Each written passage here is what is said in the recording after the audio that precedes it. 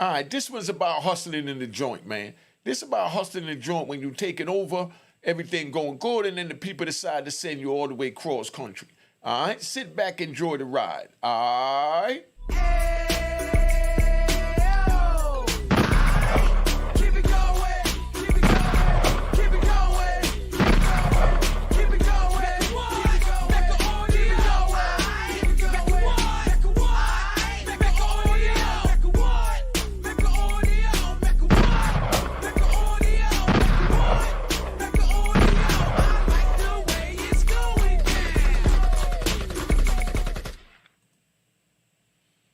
All right, so now, let me tell you about this one. I'm sitting here, I'm in Allenwood Penitentiary, right? We got all the dope on the compound. Me and my man, we doing our thing. They sending for a special, SIS dude. That means Security Investigation Service dude. That's like the feds for the feds, But we up in the joint and, we got the joint flooded. So they sends this dude in because like 4 or 5 other people, some dudes getting in 3, 4, 5 pounds of weed. They doing what they got to do. And, just from all of this stuff going on, it's like crazy. And it gets out of hand. And they had to send this dude in to try and stop the introduction of drugs and the selling of drugs in the prison. So when they turn around and they do that, they target us and they come to us and they tell us straight up, look, you can pick any prison you want to go to, but you got to get off our compound because we're trying to clean up the compound. But if we bust you selling drugs on the compound, we're going to take you to outside court. We see you go to the law library every day. But, all that means nothing because we're going to screw your whole life off. So stop selling drugs until we get you to where you want to go, So we said, all right, we ain't giving my word or nothing like that. We just say, yeah, all right, So now, about a month later, I kept doing my thing. My man kept doing his thing. And my man is messing with this dude. I think he was out of Ohio. So he messing with a dude out of Ohio, and this dude got a bunch of girls. I got a bunch of girls. My man got a bunch of girls. So they mixing. So we tell them, look, we think they're going to set us out to California. So my man tells the dude from Ohio, if he know anybody in California, because he's always, he was a gangbanger. He was a Crip at the time. So he tell me, yeah, I got a girl out in California. So he puts him on a girl in California. So I hollered at my other man. I'm even going to say his name. If y'all know where he at, my man Green Eyes caught his case in Colorado. Official Crip. He had green eyes and all that. Official Crip. So, but he from L.A. I contact my man and I let him know, look, I'm getting ready to go out to California because they told me to transfer me, I want you to put me on a girl out there that could bring that pack when I get out there so I can still continue to live comfortable. And I'm going to put you on a girl out here on the East Coast, from the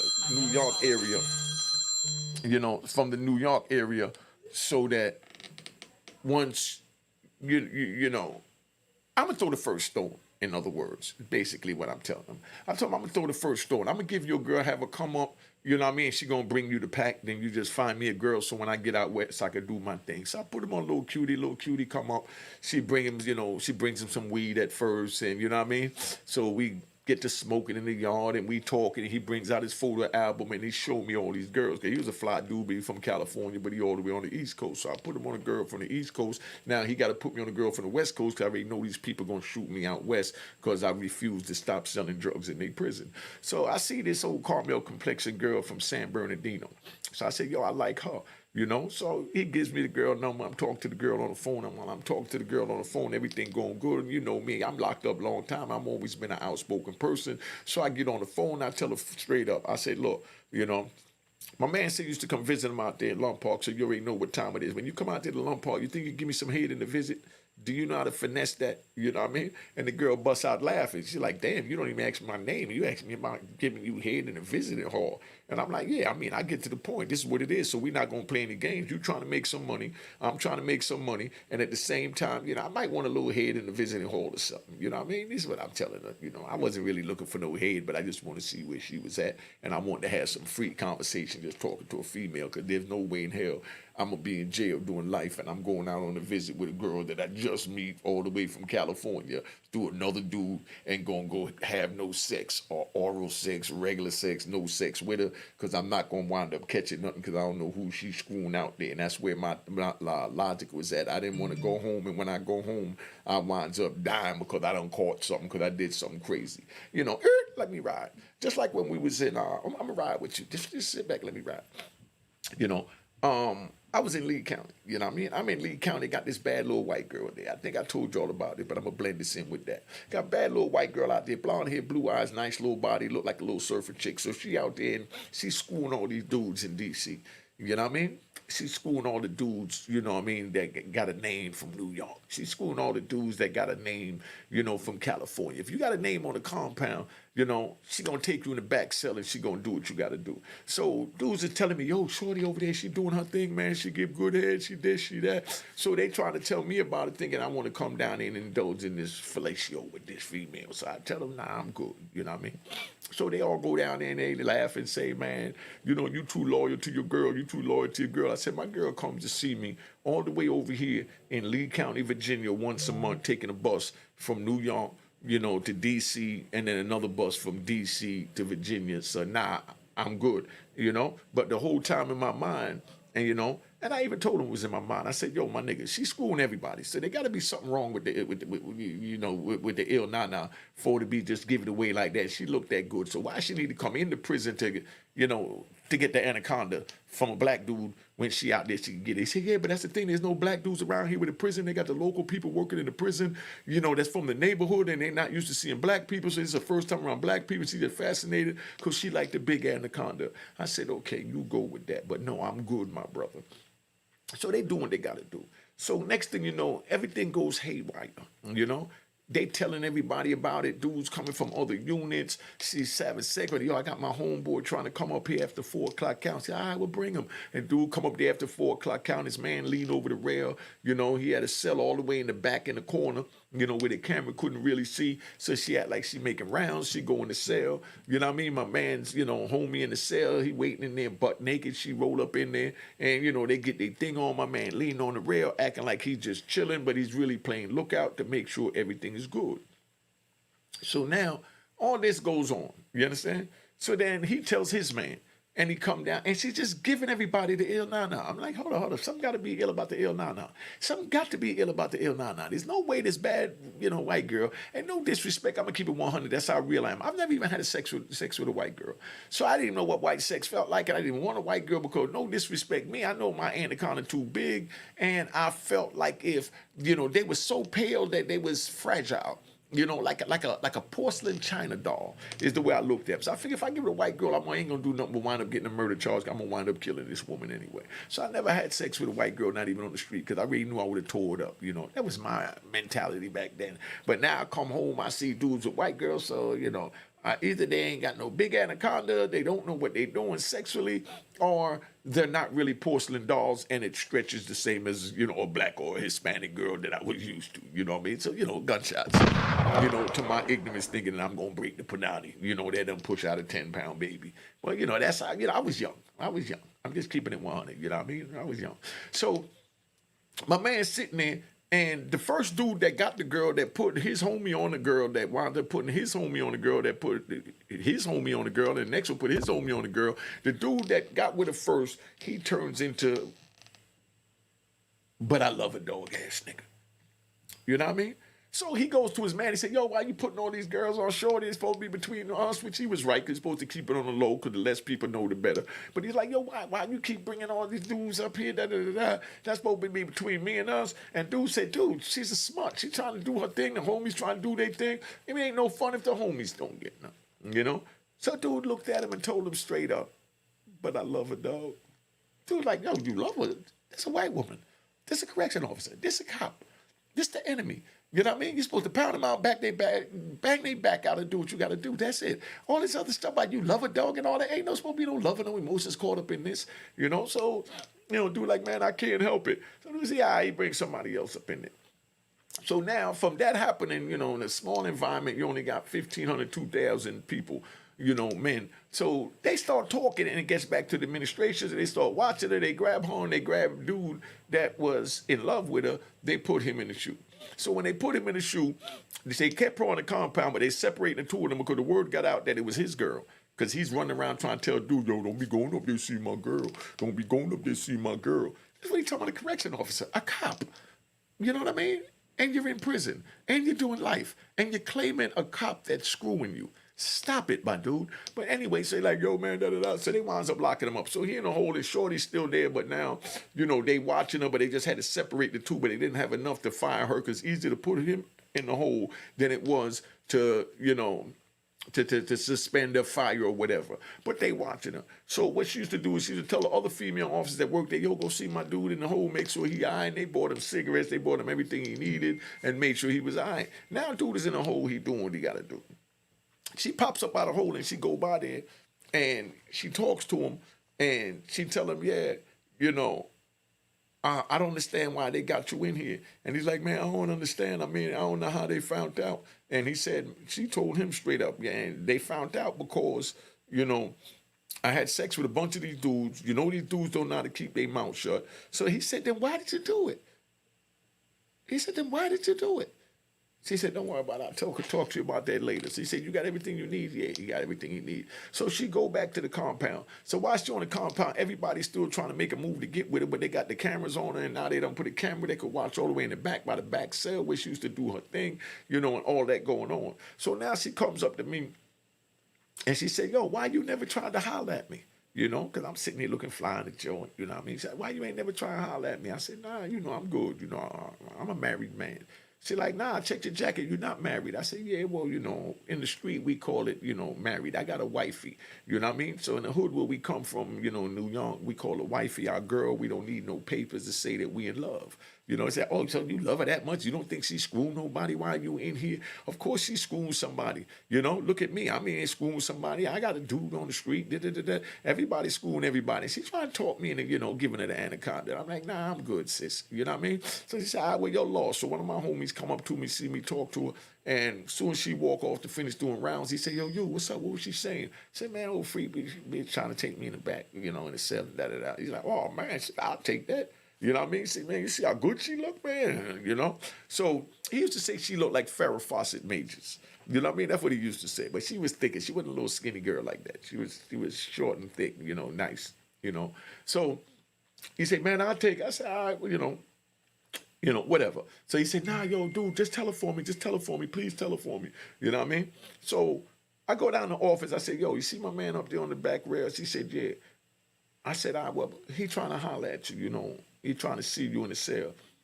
She said, well, both of y'all gonna see me? I said, nah, I told you, I'm not trying to see you. My man trying to see you. I'm loyal to my wifey. You know what I mean? She's like, all right, well, you're lost. So she said, all right, well, tell him to come back, tomorrow.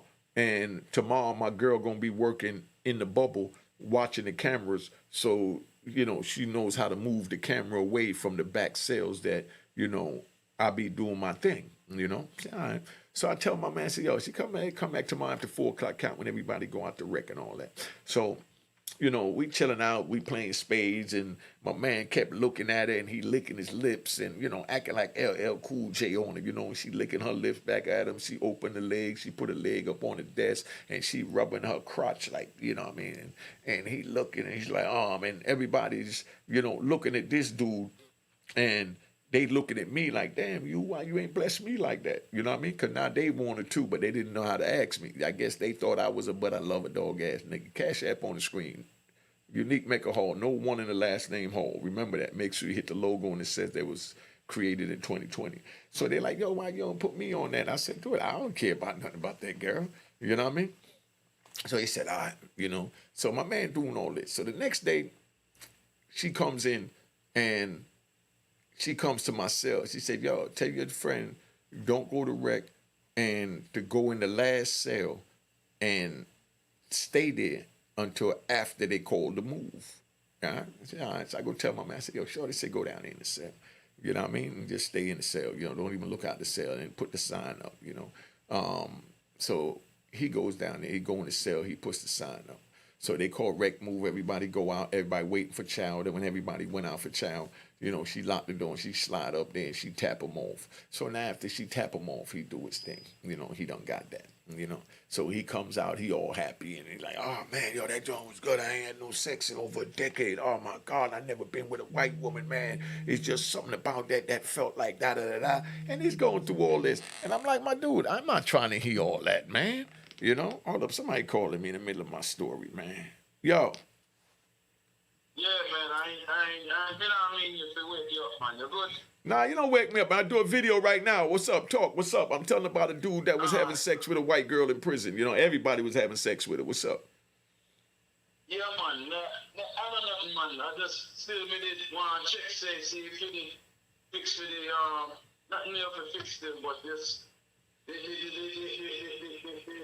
cash out thing. The what thing? It look like it got through. It look like it got through. Yeah. Listen, let me finish the show. I'll call you right back. Yeah, man. Yes, all right. You see, I answer my phone. That's just a subscriber calling.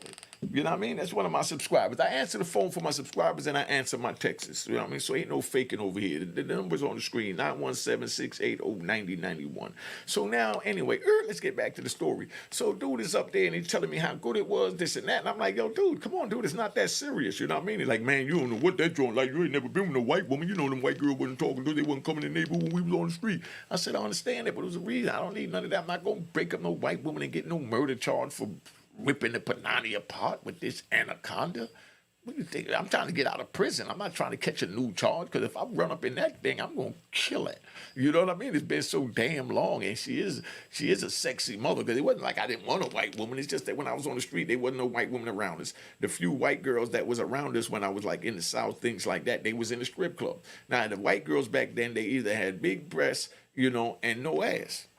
So when you look at them compared to a black girl that got, that got breasts and got a little shape, because it's crazy, right? And I know y'all remember this. And it might even still be like this, because I ain't been out there, in the field like that. Back then when we used to hit the street, the black girl that had the biggest butts had the smallest breasts. Y'all remember them days? Or is it still like that? Y'all put in the comments. The girls with the biggest butts had the smallest breasts. I guess that's why they started doing the implants, so that they breast match their butt. You know what I mean? But that's what that was. So, but the white girls had no. I mean, their ass went into their back. You couldn't tell where their back ended and their ass began. That's how the white girls look. But they had these big ass breasts. That's where Pamela Anderson made it famous at. So I'm like, nah, man, I'm good. But none of them, was around where we at. And the few that was there, like I said, there was no comparison, sexual wise, body wise, to a African American, or a Hispanic woman. I didn't look at it. It never really turned me on. So it never really turned me on. Even when I was in the prison, I was, I keep it 100. So don't get mad or whatever, Put your fingers in your ears if you're too sensitive. Even when I was in the prison, I was masturbating. You understand? I had to get the Players magazine, the Straight Stunting. You know what I mean? I had to get magazines that had black women in it. I didn't want the Hustler magazine, the Playboy, But I could work with the Buttman magazine. Because the Buttman magazine is where they had these big butt, European girls in there. It was called the Euro edition. This is where I first started seeing Spanish women with the crazy, and they was all natural back then, to my knowledge. So if I'm wrong, y'all tell me. So this is where I'm at. So that's why I never really messed with him. So my man is sitting there, and he starts dealing with her. Now he falls in love with her, So I'm like, yo, my nigga, it's like you're calling the lady in the cell every 2 days. Don't you think they're going to eventually, catch you? Because you keep calling this woman in the cell and doing your thing, and she's on investigation, because the last dude she would talk to is in the home. You know what I mean? He's like, yo, but I love her, dog. I'm like, what? You love her too? He's like, man, I love her, dog. I'd do anything for her. Next thing I know, here get the police. They grab him. They put the handcuffs on him. They got the handcuff behind his back. They got his head bent over, and they got his hand all the way up to his neck behind his back like this, and they marching him to the shoe. You know what I mean? So he winds up going in the shoe. So him and the dude gets in the cell with each other. They get in the cell with each other, and they get to fighting. You know what I mean? Because he's in there talking about how he was schooling the girl. The dude told me it was his girl and that his man messed up because he put everybody else on and put the business out there. He should have never did that, this and that. So they get to fighting in the cell. And, every time you get in a good fight with somebody, they give you a good one. You know what I mean? You might even have 2 or 3 rounds, 2 or 3 fights for the night just to make sure that, you know what I mean, you didn't really lose. You know what I mean? So you be like, nah, nigga, we gonna do this again when the police make rounds. So you fight for a little 10, 15 minutes, you hear the keys coming out the hall, you stop fighting, and then you tell dude, yo, when the police finish making rounds, we gonna finish this. And you sit there, you fight. There ain't a whole day fighting over this girl. So the next day she comes to the hole. So when she comes to the hole, she goes by the cell and she go visit, her man that's in the shoe. And then she see, the dude I puts her on in the shoe. And he's in the cell with her man. Both of them eyes are black because they was in there whooping each other. You know what I mean? She comes, she said, what happened? You know what I mean? And the police did this to you? And they were like, nah, I told you was mine. He come up in here, he talking about that. And she looked at him, he said, I'm yours. And he's like, yeah, I'm not going to have nobody come up here that's dealing with you because you mine. He's supposed to know that and fall back. You ain't respect my gangster. She said, hold on, let me tell you my gangster. She said, my gangster is, I came here and got this job as a correction officer because what I wanted to do was have sex with as many black men as I could. You understand? This was she telling, the dude that's sitting there talking about she was his because he got with her first and the other dude is in the cell, So my man looks at it and he said, yeah, see, that's why I hit it, but you want to be in here fighting me over this chick, he called her scallywag. That's what we called him back then. Like, man, you fighting me over this scallywag? That's like, nowadays, you fight me over this, over this smut, you know what I mean? Or over this thought. You know what I mean? But back then, the word was scallywag. That's why the Cash App is on the screen, because I gave you all jewels. Scallywag. You know what I mean? I don't care if it's $1. Make sure you subscribe. And subscribe to Unique Mecca Audio TV. I'm going to be telling, relationship stories and answering relationship questions and things like that over on Unique Mecca Audio TV. It's the same name on YouTube, but it got TV at the end. All right? Unique Mecca Audio TV is what I'm going to tell non-prison stories and hood stories. But anyway, so she looks him dead in the eye, and she looks the other homie in the eye, because he said, man, she ain't nothing but a smut. So he's telling, scallywag. He's telling dude, how much he's in love with her. And the other dude is saying how much she's a scallywag, how much she's a thought, she ain't no good, everybody's screwing her. I don't understand, you want to sit here fight me over this and that. So she looked at both of them. She said, look, both of y'all come here to the door. So they both came to the door, and the window's about this high and only about this high. So they had to kind of stand back a little bit, but their faces close together so they could both look out the door. And she said, look in my eyes, let me tell both of y'all something. She said, look, I got the job up here to become a correction officer for one reason. I want to have sex with as many black dudes as I can, And dude said, we already heard you say that. You know what I mean? She said, yeah, but I also got AIDS. So I figure I'll kill as many of you niggas as I can. You know what I mean? So right now you need to get checked, because I'm quite sure you got the AIDS too. I'm going to kill as many of y'all because it was a black man that gave it to me on the street. Now I'm tapping out. All right? Cheers, cheers, toast the crime, toast the crime, the crime, the crime, the crime.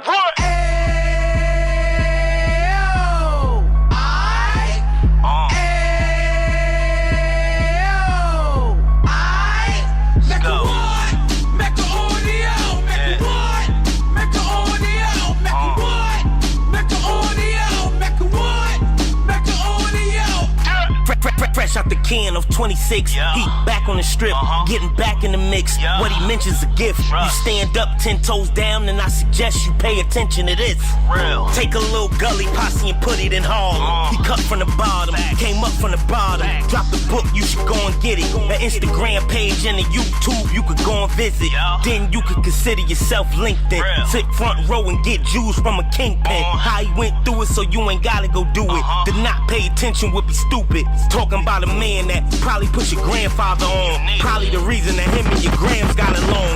A man that generated millions on the block, did his time, never squilling to the cops, Mecca Audio.